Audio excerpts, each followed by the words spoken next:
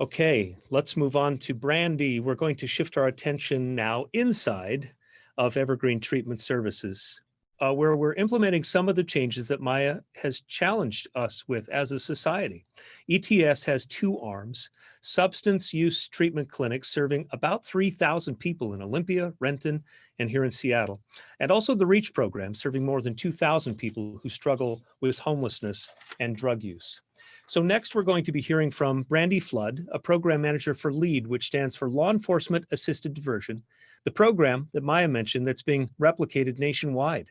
Brandie has been at REACH for more than 10 years, and she supports clinical planning for clients and advocates for harm reduction approaches within the greater Seattle community. She is a rock star, and we are so grateful to have her here now. Brandie, please share your wisdom with us.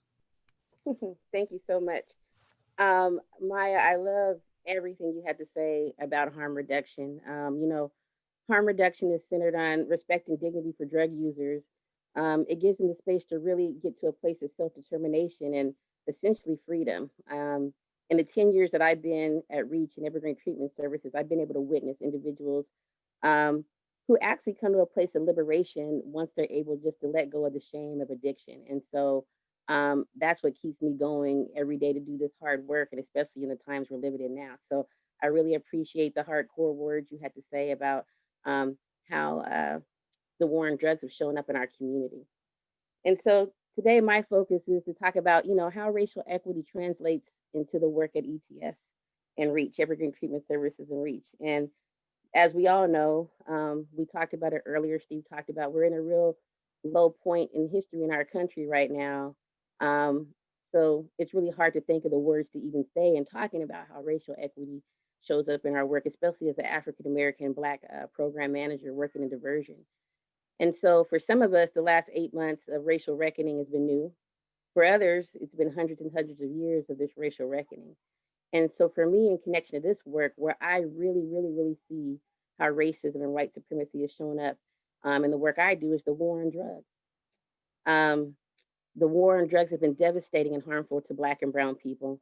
And not just 20, 30 years ago when it started, even now here today, as we could see with the untimely murder of Breonna Taylor, where it was a no-knock warrant to her house to pick up somebody for a drug trafficking charge. The fact that we had to go in there with military force to pick up somebody on a drug trafficking charge is ridiculous. Other ways that the war on drugs is showing up in people's lives, I think of my own personal story, as my mother was a patient here at Evergreen Treatment Services, Robin Flood. And so I grew up here in the Rainier Beach area. And from, family members serving prison times for marijuana charges to people being riddled with drug use and not really having the support to really get out of that, has impacted my life in so many ways. I often wish I was the harm reductionist I am now. In my relationship with my mother, it could have been different. I often wish I was the harm reductionist my grandmother was in that struggle, because my relationship would have been different. And so I say that to say the best way for us to bring racial equity into our work, and the way that we do it at Evergreen Treatment Services at REACH, is to acknowledge that there's racist systems. We have to acknowledge that first. And in acknowledging that, we got to look in the mirror and commit to taking an anti-racist approach to dealing with that. And so for us, the way acknowledgement looks like in our office is that we start off by respecting the historical trauma that's connected to the people that we serve at our organization, the unhoused, the criminalized, and the drug using community. We say to these people every day, we see these communities, we see you, and we are listening.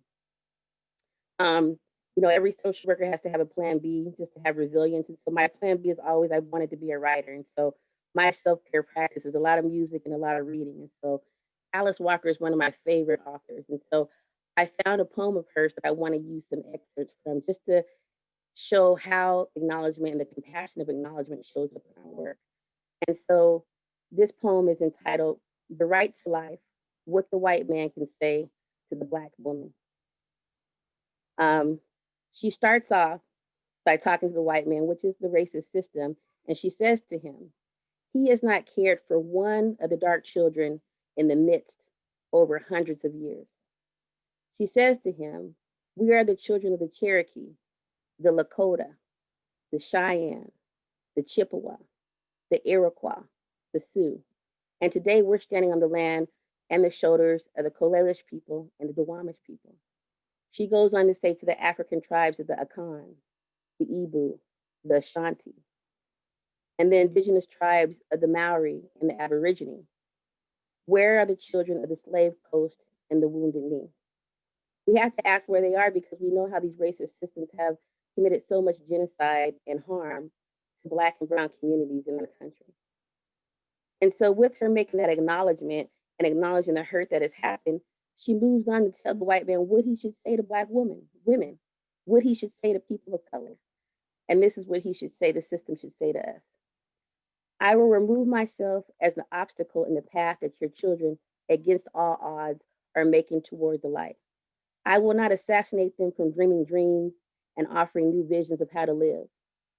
I will cease trying to lead your children, for I can see I have never understood where I was going. I will agree to sit quietly, and I say that again.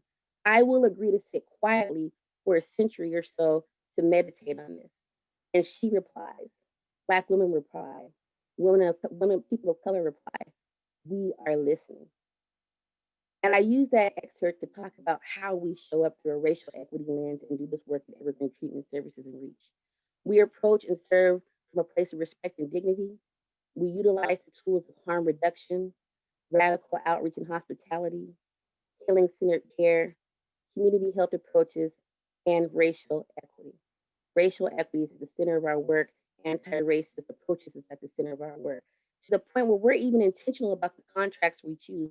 It is not by accident that we have decided to serve in diversion contracts. We know from our work that the war on drugs has been one of the most harmful impacts on Black and Brown communities. We know that's where we need to be to dismantle these systems from the inside out.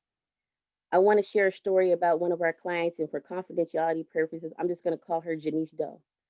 She didn't have the same affordabilities that Maya talked about that she had. She was a young, Black, queer woman, presented as very masculine, grew up in the Seattle neighborhood. And I remember her as a little kid. I don't look like it now, but I was a point guard for Rainier Beach High School, and I love basketball. And my cousin took me to see her at Garfield Community Center because she was so fierce the way she would even run dudes up and down the court. And so, like many people, like Maya did, she got caught up in this war on drugs and ended up going and doing some prison time for drug dealing. Fast forward years later, like 15, 20 years later, she gets a referral to the LEAD program. We work with her for over a year. You know, we finally get her housed, we get her benefits. And she's doing pretty good, but she still has made the choice to continue her drug use, which is okay because she's worked on some other things in her life. She pays all her bills and she leaves a little bit left so she can engage in crack cocaine use. She gets picked up in our downtown area with a $10, $20 rock. And because of our criminal legal system, or I should say our criminal punishment system, she has so many points from staying in prison that now in her 60s, she could go to prison for several years for a $10, $20 rock. And to me, that is just not healing centered work. That is not ridding our communities of the traumas that have happened because of the war on drugs. And so I'm saying this to kind of refer to the quote that's in my bio where the Cornel West quote states, love is what justice looks like in public. And so for us, it's not that corny type of love, that romantic comedy, romantic novel kind of love. It's that between a rock and a hard place type of love. And so for a year and a half, our case managers, and I want to just name two of them that were great in working with her, Devin Mikett and Francis Tucker, they stood in that between that rock and the hard place, telling her story with our partners, advocating for her in the legal system to say, this is not the way that you support someone that you've originally harmed in the war on drugs. This is not the way that it works. And so finally, after a year of advocating and the fear of her going to prison for a $10, $20 rock, we had a judge that was able to see her through our stories, through our advocacy, and say, you know what? She doesn't need to go to prison. She just needs electric home monitoring, which I still think is bullcrap because her crime is that she uses drugs and drug use shouldn't be a crime. But I tell that story to say that our staff stand between a rock and a hard place all the time. That's the type of love that they have. We utilize our expertise, our spirit to provide cover for the safe passage of the most vulnerable individuals in our society. So I say, how does racial justice translate into our work? We tell our clients by our behaviors and actions every day that we see you, we know you are listening, and we will forever utilize our expertise and spirit to provide coverage for the safe passage of vulnerable individuals navigating racist systems in our society. That is the most authentic way I could put it today. Our hearts are in this.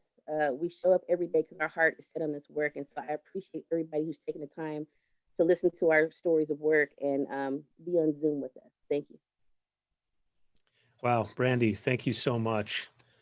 You know, when somebody speaks and the words don't go in your ear and they hit you right in the chest, that's what just happened with me, Brandie. Fantastic job.